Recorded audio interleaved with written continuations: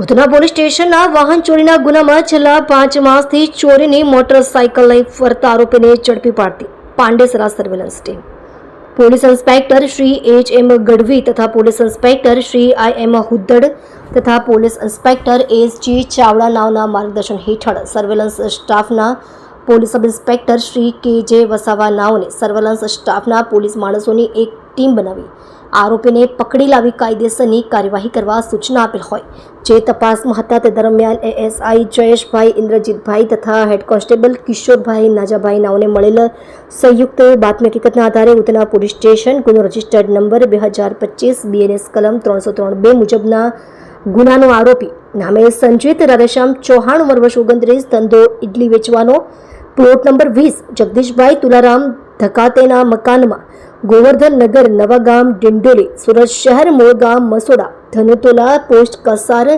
થાના અરીસરી તહસીલ અરીસરી જિલ્લો શેખપુર બિહારનાને પકડી પાડી આરોપી વિરુદ્ધ કાયદેસરની કાર્યવાહી કરી પ્રશંસનીય કામગીરી કરેલ છે।